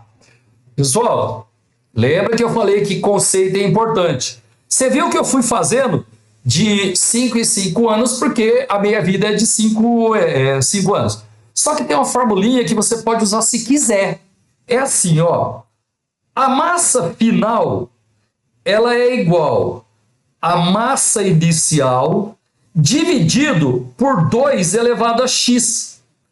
Esse x é o número de meias-vidas. Número de meias-vidas, pessoal. Legal? Agora, o tempo decorrido é o número de meias-vidas vezes o tempo de meia-vida. O tempo de meia-vida, eu costumo usar essa representação aqui, ó, t meio. Bom, qual foi o tempo decorrido? 35 anos, certo? Qual é o tempo de meia-vida, pessoal? 5 anos. A meia-vida é igual a 5 anos. O exercício deu aqui, ó.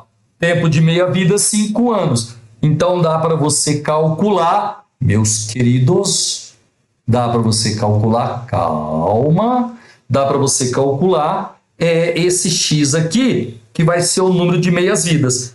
Esse x aqui é igual a 7 anos. Opa, desculpa, 7 meias-vidas.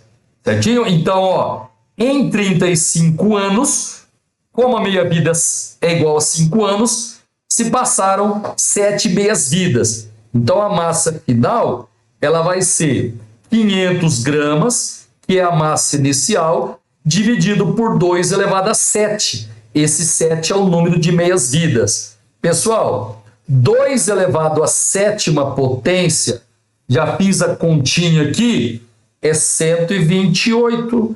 Então, a massa final poderia ser calculado assim também, 3,9 gramas. Aí, ó, pode fazer de um jeito ou do outro, a resposta vai dar a mesma.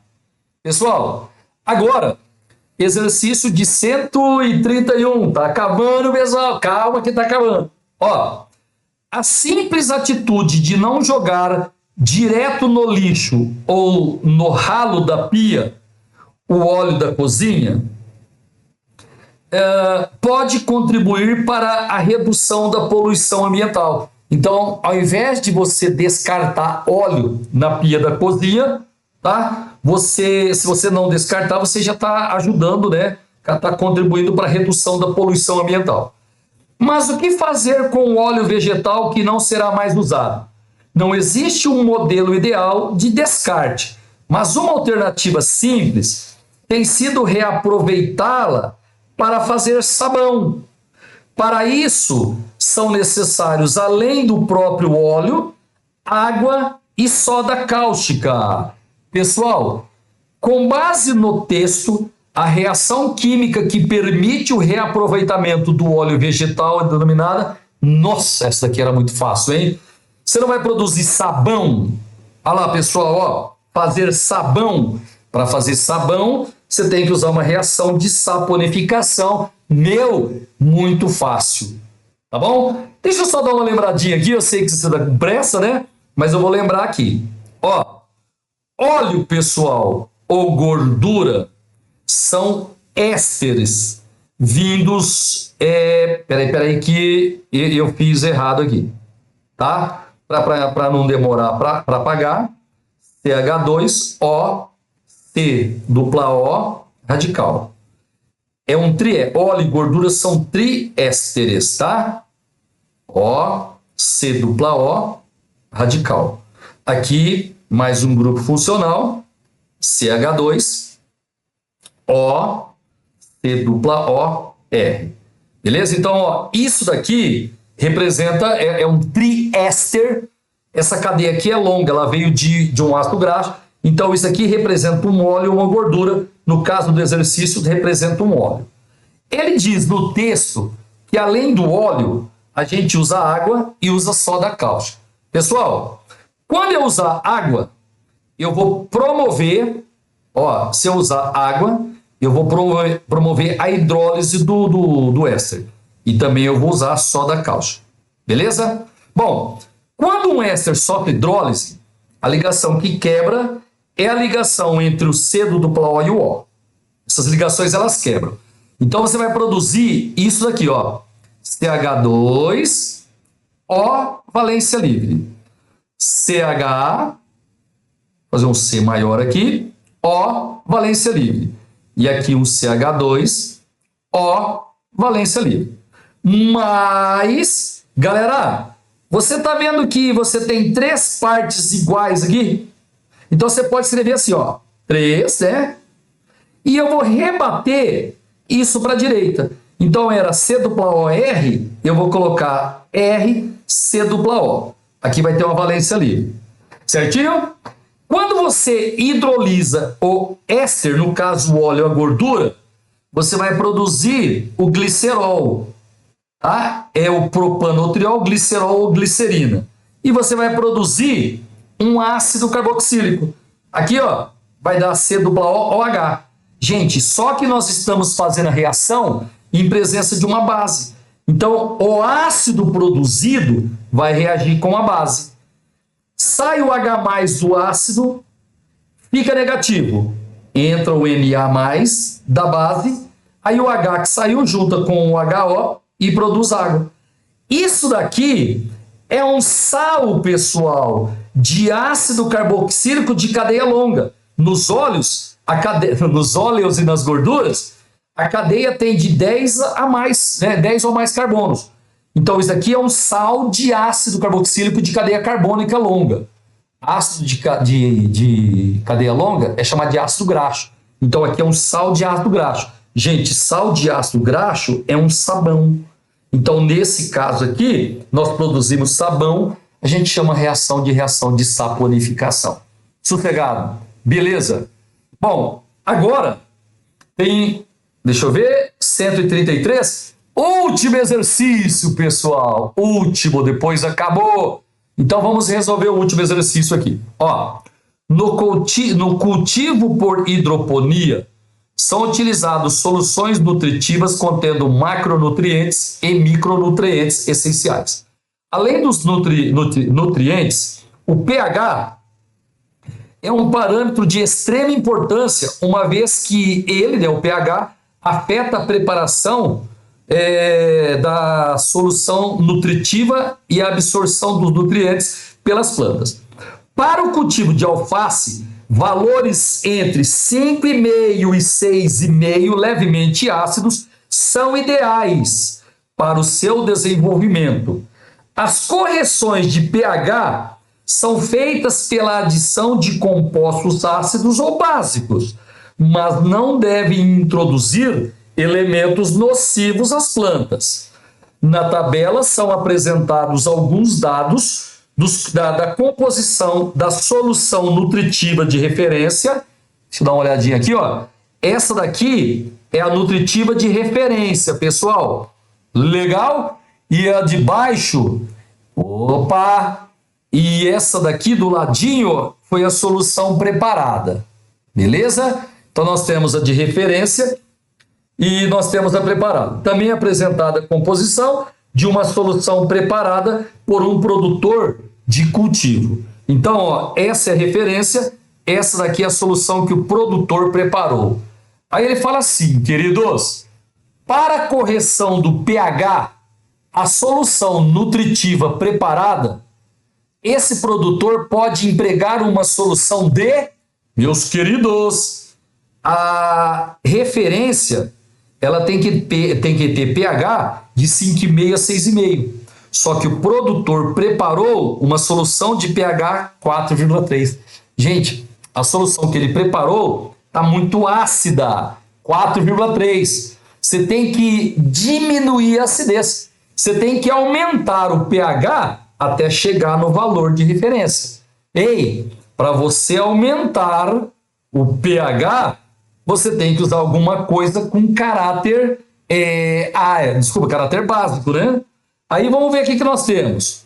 Gente, então, só para deixar claro aqui, ele preparou 4,3 e tem que chegar em 5,5 até 6,6. Então o pH dos 4,3 ele tem que aumentar até esse valor. Beleza? Então tem que usar alguma coisa com caráter básico, porque ele vai aumentar o pH, vai diminuir a acidez. Vamos ver o que nós temos. Ácido fosfórico. Pode tirar. Você tem que aumentar o pH, não pode usar coisa com caráter ácido. Gente, ó, lá no Enem, aqui eu estou fazendo porque eu estou te explicando. Lá no Enem, cara, olha a letra E. É uma base, pessoal. Então é óbvio que você vai marcar a letra E para esse exercício. E mais um detalhe, ó. Na letra E, você vai usar hidróxido de potássio. E se você observar aqui, ó, o potássio, ele é um macronutriente, certo? Então você aumentaria também a quantidade de macronutriente, entendeu? Então a resposta certa é a letra E. Deixa eu só dar uma olhadinha, ó. Aqui ele colocou sulfato de cálcio. Gente, sulfato de cálcio é o sal. Para saber o caráter de um sal, você tem que analisar a base que originou o sal e o ácido. Aqui, a base foi o CaOH2, que é uma base forte. E o ácido foi o H2SO4, 4 menos 2, 2, que também é um ácido forte. Gente, se os dois são fortes, o caráter é neutro. E a gente precisa usar alguma coisa com caráter básico, porque temos que aumentar o pH. A LiOH3, se você se lembrar, é um óxido anfótero, pessoal. Ele tem tanto o caráter ácido quanto o caráter básico. Eu preciso de alguma coisa com caráter básico. De boa? Aqui ele colocou FeCl2. A base é o FeOH2. E o ácido, pessoal, é o HCl. O ácido é forte. HCl, HBr e HI são ácidos hidrácidos fortes. Então o ácido é forte. E a base, ela tem ferro. Base forte é metal da família 1A, família 2A, menos hidróxido de magnésio. Então aqui eu tenho uma base fraca. Se o ácido é forte e a base é fraca, o pH vai ser ácido. O pH menor que 7 pH. Só que eu preciso aumentar o pH, então não pode ser nem a letra A, nem a letra B, nem a letra C, nem a letra D. A resposta certa, letra E de elefante. Pronto, esse era o último exercício. Gente, eu espero assim de coração que a resolução tenha te ajudado. Ó, deixa eu te falar só uma coisinha, pessoal. Ó, precisa resolver provas anteriores.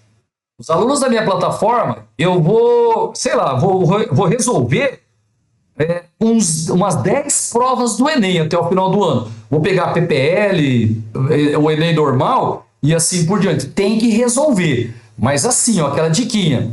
Você resolve a questão, pausa o vídeo e depois compara com a minha resolução. E eu tenho certeza absoluta que você vai se dar bem no Enem, com certeza. Pessoal, um abraço para vocês. Muito obrigado pela atenção. A gente se vê numa próxima aula aí. Um abraço, até mais.